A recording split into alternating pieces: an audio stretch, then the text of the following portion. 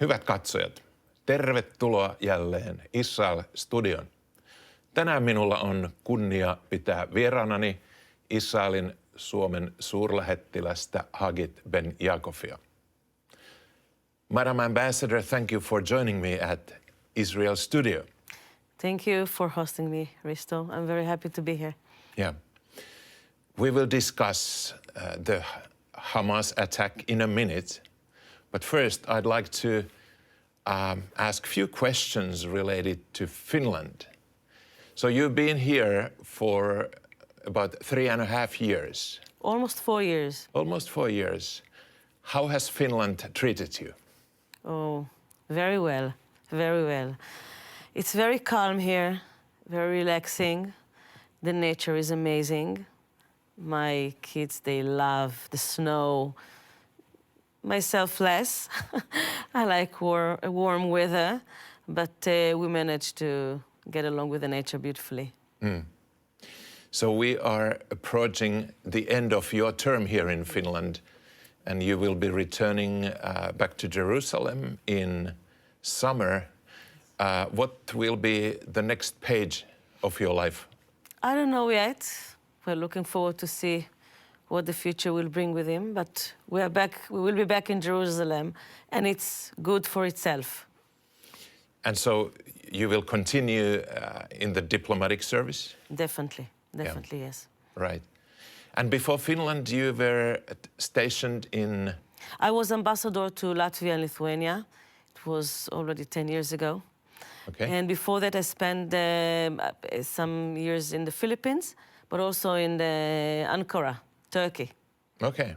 We will discuss also Turkey later in this program, but today when we record this program on March 13th, this day marks the 158th day since the attack of Hamas, brutal attack.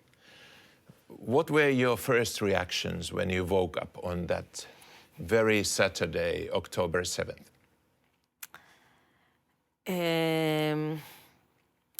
7th of October brings back a lot of emotions. It was mixed with the shocking news, the pictures that we received already early in the morning. We didn't understand the scope of the things. We got, I remember that we got, for the first time, we saw actually bodies on the street. You need to understand, in Israel, we don't show bodies of anyone because of the respect for the people, so we don't show that.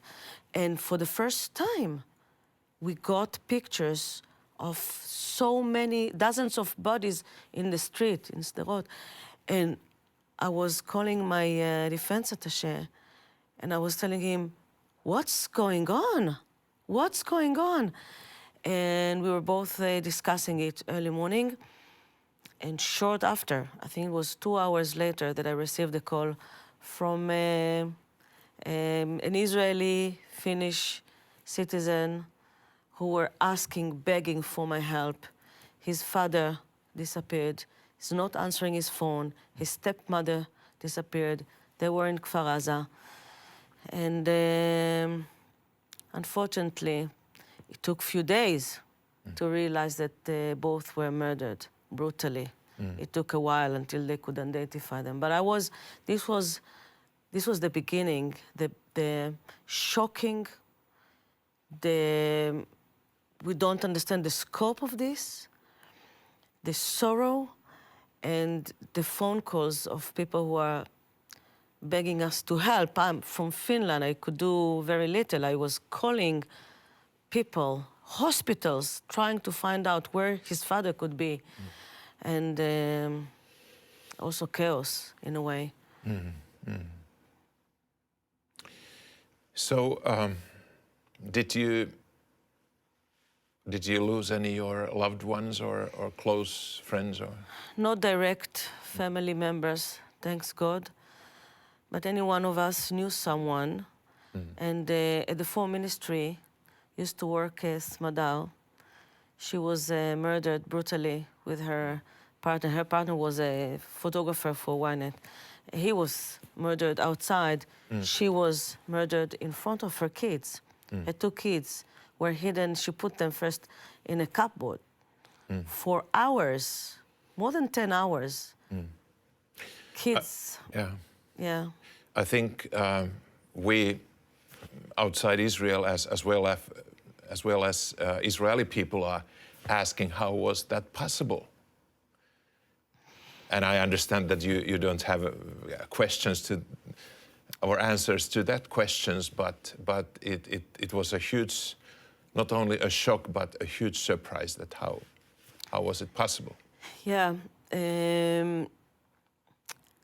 I'll tell you, we were captured in a conception. Everyone is talking today about a conception. What was the conception?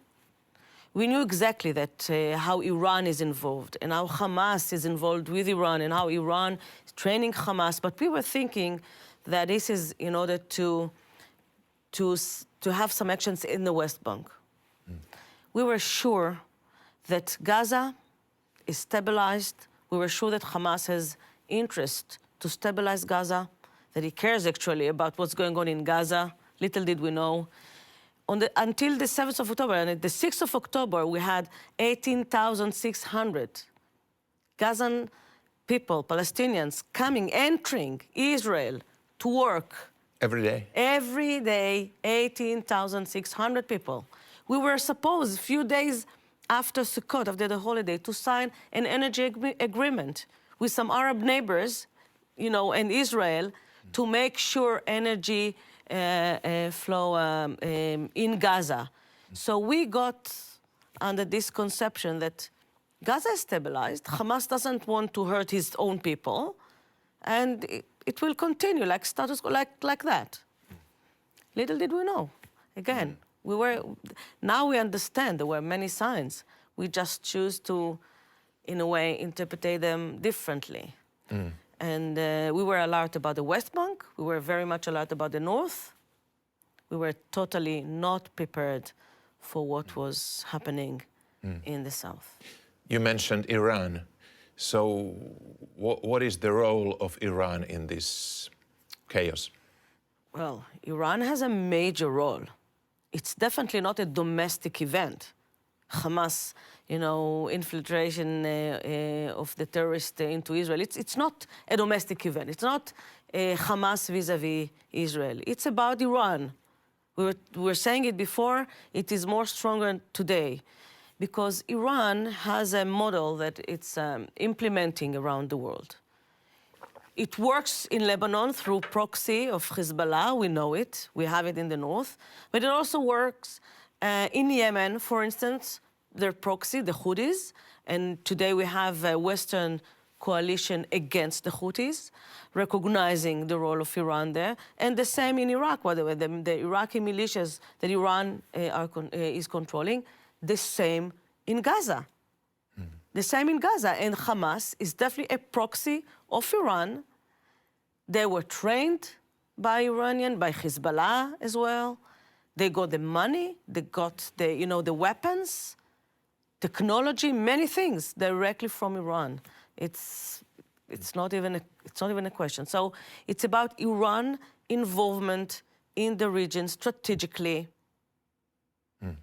Much wider picture if you look at Iran and Russia involvement as well in the region. So it's much bigger situation, strategic situation.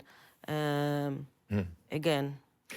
One of my concerns as a Finn, and Finland joined the NATO about a year ago, and one of our allies within NATO is Turkey. And I just a few days ago, I read a news that said Mr. Erdogan, the president of Turkey, he said that Turkey firmly backs Hamas. And he sees Hamas as a freedom fighter. And he compared Prime Minister Netanyahu to Hitler and Stalin, and the Israeli Defense Forces, IDF, to the Nazi army. So what is the role of Turkey in this all? I'm not aware of everything that you just said. I didn't see, comparing the IDF to Nazi soldiers. I can say that, of course, he supports Hamas. It's not surprising. Erdogan is identifying himself with Hamas. So it's not news for us. We know where Erdogan stands. But I have to say, Turkey is an important player in the region, and we had our cooperation in fighting terrorism. We have some stories of, a few months ago in Turkey cooperating with them. But of course, we condemn these statements because Hamas is a terrorist organization and is recognized as a terrorist organization by the Western world. And it's very clear what the aim of Hamas is, to destroy Israel. And Hamas does not recognize the existence of Israel. So, of course, this is not accepted at all. According to major news agencies, in November, President Erdogan told his country's parliament that Israel would soon be destroyed. And just a few days ago, his chief Middle East advisor, Mr. Sefer Turan, said Israel must be destroyed. Since we are victims of the agencies and all kind of spread news, I don't want to relate to statements that I don't know. I didn't hear it. We still have bilateral relations with Turkey. They didn't, cut off the relations. I would be very careful about these statements, or I don't know what is the interest to publish those things. But Israel here, we continue to exist, we will prevail, and we have our long history with Turkey. I served in Turkey, I can tell you, in 2001, and we were, happy with very good, strong relations. It changed, it's different nowadays. And we know where Erdogan stands again. It's not a surprise for us. He had some serious statements about the late President Peres at the time, and of course about Prime Minister Netanyahu. We don't accept that. It's not acceptable. Let's make it very clear. This is not how you conduct bilateral relations. But we need to take into consideration that Turkey is a player in the region, and they have a role also vis-à-vis Hamas, whether we like it or not. And, in diplomacy, it's the art of communication, among other things. We need to know how to communicate even with players like Turkey, because they have a role in the region. Right. And you still have normal diplomatic relations, and the ambassadors are... I wouldn't say normal. Okay. It's not normal because the ambassadors are not there. Okay. So I wouldn't say it's normal, but still. Official. We have official relations. And, I understand. Yeah. So back to Gaza, and so it took almost 3 weeks until Israel's response. So October 27th, Israel's troops launched a major operation in Gaza. Why it took that long to respond to attack? I want to remind everyone that we had hundreds of hostages in Gaza at that time. Today we have 134. We had more than 200, 240 we had to learn the situation. It was quite complicated. We had to bury more than 1,200. I mean, we never been in such a situation. Right. Hundreds of people to bring to bury them. It's awful situation, and it takes time. You don't just enter. You have to plan it.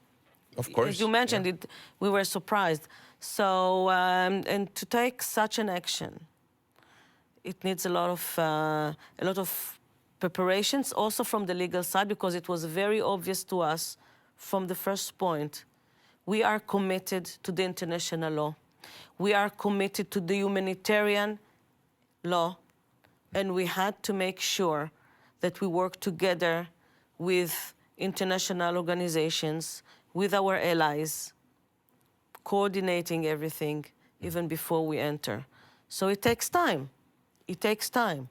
And as an outsider, what seems very surprising, and I'm also surprised that the media hasn't discussed this almost at all. How is it possible that Hamas has been able to build up such an army, such strength, the tunnels and everything? And of course, I understand that there have been, the international community has given more than $100 billion to Gaza. The people are still, according to Gazan official sources, they are poor, they are in different camps, and we were talking about it for years. We were asking the international community to research, to look into the money, what's going on there, how it is spread.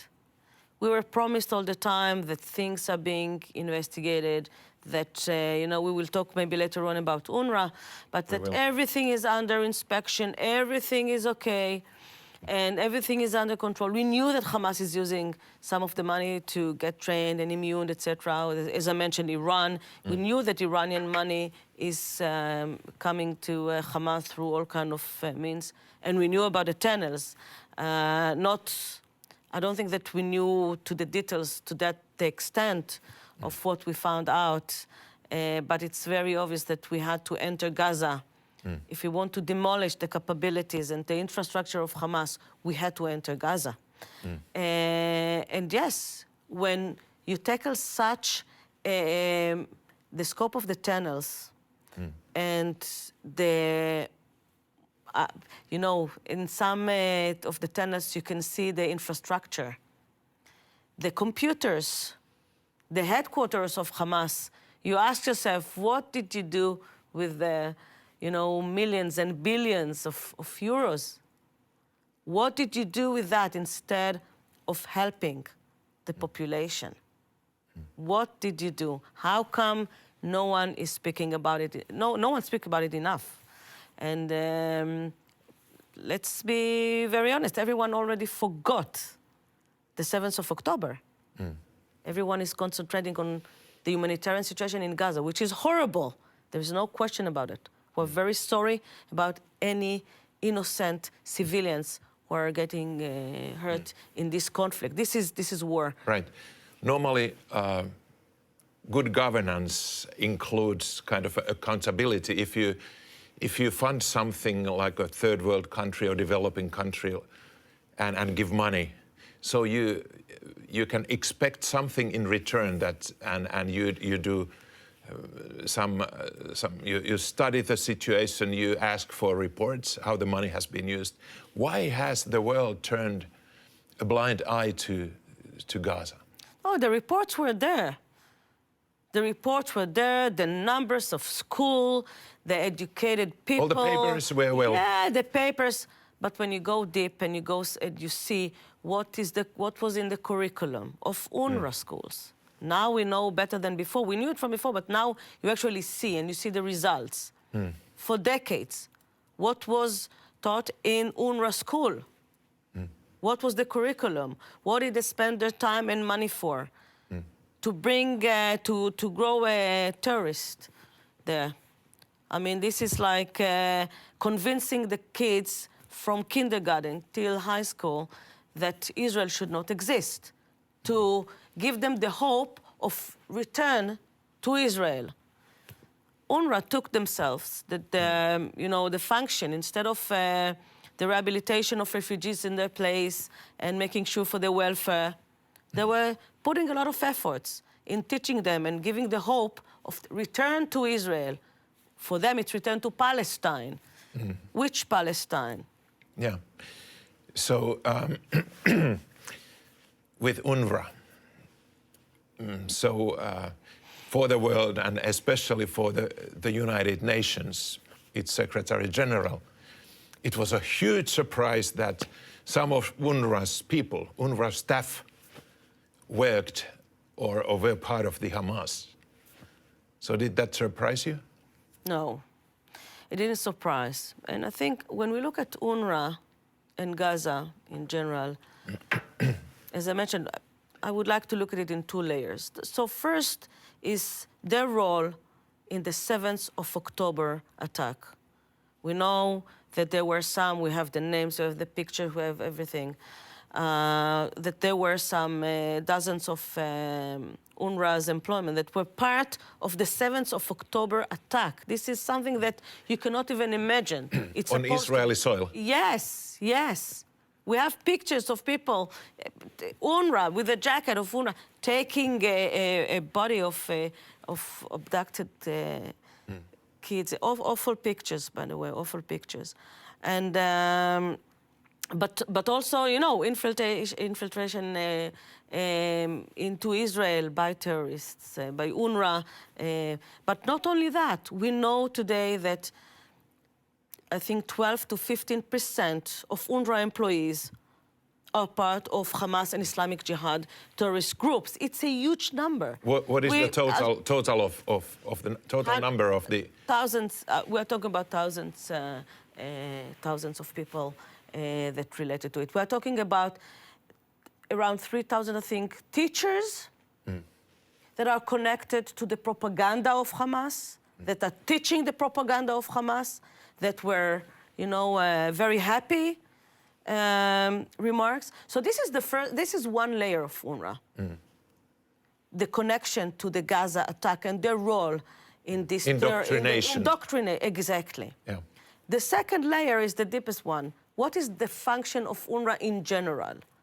Why is it not Why didn't it didn't finish its term already? Like similar organizations that were established in the beginning. And UNRWA has been around since 1949. Exactly. Yes. And it hasn't been able to solve the refugee. They didn't try to solve it. In contrary, we have some Dr. Einat Wilf. She researched the issue and she said UNRWA was hijacked by the Palestinians. It's a Palestinian organization that aim to give the refugees hope to return to their Palestine. So never to solve any problem of the refugees, in contrary, to make sure it's still there. And we have millions of refugees, much more than when UNRWA was established. One of my guests in previous shows said that UNRWA is part of the refugee industry. Yes. So it's working for itself, not for their kind of clients or customers. But okay, not only Israel, but many countries in the West, Finland included, has criticized UNRWA and has stopped funding it. So what will happen to UNRWA and if it disappears, who's going to replace it? So first of all, this is an opportunity to say thank you for the Finnish government to stop the funding of UNRWA. There are right now two committees of, investigate the role of UNRWA in the 7th of October attack and in general. I can tell you that we don't see any future to UNRWA in Gaza. We cannot continue to work with UNRWA as is. I mean, definitely we see different organizations working in Gaza. There is a plan already. Organizations like the WFP or the Red Cross, we're working this right nowadays. These are the channels that we are working, that the international organizations are there, and the international community channel their assistance through this organization. So WFP, it's one example. The Red Cross is another example. But UNRWA will not be able to continue its role in Gaza. I don't think that the government of Israel can accept UNRWA in Gaza. So in the future, Gaza, there won't be Hamas, there won't be UNRWA. I have to be very clear. If we're talking about the existence of the State of Israel, this is what we are talking about, we cannot live with Hamas in our borders. So Hamas, not infrastructure, not capabilities, not as a ruling, no. Okay, we only have 1 minute plus 1 minute left. Let's return back to Finland. How are the relations between the Republic of Finland and the State of Israel today? I'm very happy to say that we have strong relations, in all aspects. Of course, we have, not just cultural, strong economic relations. We hosted economic delegation a few days ago. They are in Vasa in the Energy Week this week, but also defense cooperation, very strong defense relations. So overall, we have very good relations, and people to people is amazing, and we get a lot of support from the people in the street. Thank you, Madam Ambassador Hagit Ben-Yaakov. It was a pleasure to have you here at Israel studio. Thank you very much, Risto, and thank you everyone. Hyvät katsojat, kiitos jälleen seurasta. Palataan kanavalle Israel studioon jälleen ensi viikon torstaina kello 20. Hei hei!